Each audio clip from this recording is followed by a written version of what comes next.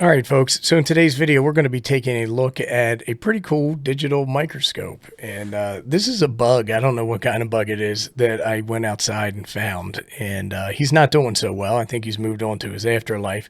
And we were a little disrespectful picking him up and messing around with him. But man, I can look at this thing pretty good. I mean, look at this thing's eyes. And, you can see all his, I guess, scales and armor and stuff like that. I want to zoom in and see what's going on here. That's kind of gross. I don't know what I'm going to do with this guy. But anyhow, before we get started, I did want to say that I was contacted by Tomlov, the manufacturers of this microscope, and they sent this to me free of charge in exchange for this video interview. They didn't want to see the video before it was published, and they said I could produce anything I wanted, so we're playing around with this bug.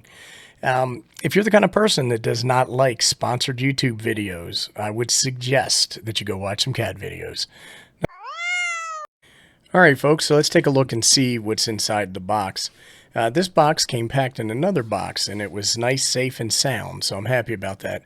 I did put a drink on here as an accident, and we got some markings on it, but no big deal. You can see the model is the DM9 Pro. It is a 7-inch digital microscope.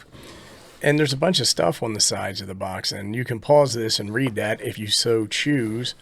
I'm not going to go through it. There's just stuff on here. Looking at supports Windows 7, so that's a plus for some of you folks. Taking a look inside, let's see what we got. And this is the first time I've opened this box, so we're enjoying this moment together. We have a user manual, but we're not going to read that.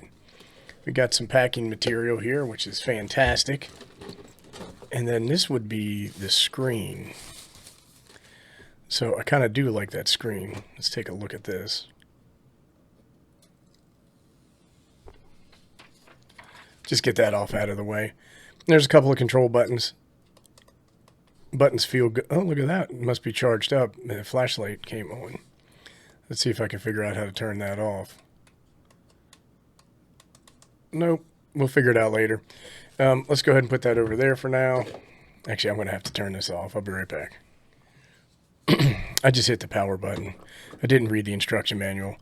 And then we have this piece. I have no idea what it does. Let's take this piece of plastic out and see what else we have in here. This looks to be the base of the unit. I've got some cables. So the base of the unit, and what's handy about this thing is it's got two lights here that you can put on whatever you're working with. So we'll check that out. And let's see what else we got. We got cables.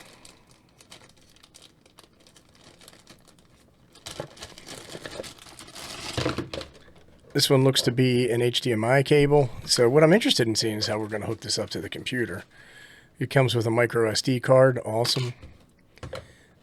This looks like a USB-C cable. You can see it right there. And it looks like it came with another USB-C cable. So I don't know if they gave me two or if it's supposed to have two or not. This looks like the mounting arm.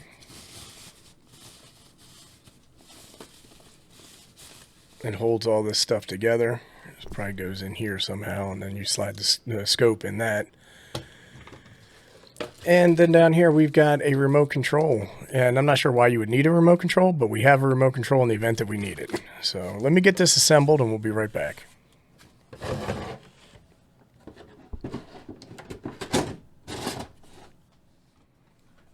Okay, just talking about a couple of things. I had to put together, and I took it apart again because I wanted to talk about this particular piece. I don't think this tip comes off, but it looks like this is a shroud or a hood, and it says use it when you solder, and I guess it clips on here. I haven't quite figured out how that works, but it looks like it's about the right size.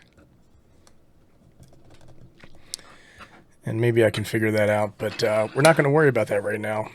I'm going to use this as a stand to look at the monitor. So when you look at the side of the monitor, you have a couple of different things here. Here's a mini HDMI, and that's what the supplied cable does, and it goes from this into your HDMI input on another monitor, should you choose to do that. Now, it's my understanding you can't look at the screen if you have the HDMI in here. It has this says DC, let's take a look at that, DC5V, And that would be your USB cable to charge this device. And this is a power indication light, and then here is a brightness display. It has a little TF card slot on here, and TF cards are what they call a SD card in China. So I'm just going to go ahead and I'm going to slide this card that came with it in there. And there we go. It's in there and it's mounted good. So on the front, we have a menu button. We have a button here that takes pictures. And then we have the power button. This is an OK and cycle. So if you're in a certain menu option. So let's just power this on and see what happens. There's the Tomlov brand name. And then the device is on. I can push this button and I can take a picture. So this is really washing my camera out. So I have it hooked up to the USB. Hopefully you can see that here. And then when I did this and I turned it on, it came up with a menu option and I selected PC camera. And so you can see that on the screen here. So now I can't see what the microscope is showing me. But if I turn the microscope on, then what we can see is the microscope on the screen here. So let me go ahead and get this assembled, and then we'll come back and take a look at some stuff. Okay, we have it set up, and as I mentioned, I can't see the screen on the microscope itself, so I have to look at the computer screen, which really isn't a problem for me. It's actually pretty handy to have it that size. But this is just an example of a project that I did, and you can see how handy having a microscope like this is, because I can zoom in. Like if I wanted to check out that diode down there, I can read the PCB really well. I shouldn't look at the bottom because you're going to see my my soldering. Ooh, oh my goodness. But anyhow, this is going to be perfect for working on devices like this, where I have trouble seeing and stuff like that. So that's really, really handy. Here's another, just a little circuit board project that I've got here that I can check out, and I can actually read the small component values, which is handy. And then let's just say you had a small part like this that you wanted to take a look at. I don't know, check the integrity or see if there's something stuck in there or anything like that, and look at the threads. You can do all that. I like it. I'm having fun. When you connect the microscope to your computer, go into Device Manager, and under Cameras you'll see General UVC, and this is the webcam feature that you want to use when looking at this on your computer. Okay, I've been playing around with it, and I wanted to show you something. I can switch the mode here. So this is just the regular. You can see an icon up here. This is the video mode. If I wanted to record a video, I can press that again, and I get a camera if I wanted to take a picture. And then this is the storage mode, and that must be a picture I took by accident. But there's one I took. There's another one I took. And then here is a video that I took, and I can just hit OK, and I can play that. So that's pretty cool. You'd be able to do that and then use it in a video or send somebody a picture or something like that of a project or something that you're working on. So that's definitely cool. Let's see what else we have here. If I hit mode again, I go to, this is in camera mode, and I can use the remote control to enter into a menu that is particular for this. So I can change my resolution, I can change my exposure composition, or the date and time. Now, if I hit the menu button again, then it goes over here where I can again set the date and time, screen shutdown, screen protection, language settings. That one is light source frequency, line assist, formatting, and I'm not sure what that one is. It says version. So that's pretty cool. Let me go back to get out of here, and we're back in mode. Now, if I switch this over to camera mode and I hit the menu again, this first menu is different. So now we have resolution, burst shooting, image quality, and sharpness. Let's see what else. And then I have ISO, exposure composition, and date and time. Date tag is what they call that. So that's pretty cool. And let me go ahead and get out of here. And now we're back. I'm going to go take this over to another table and get some pictures of the entire microscope together so you can see what it looks like. So here is the Tomlov microscope in all of its glory.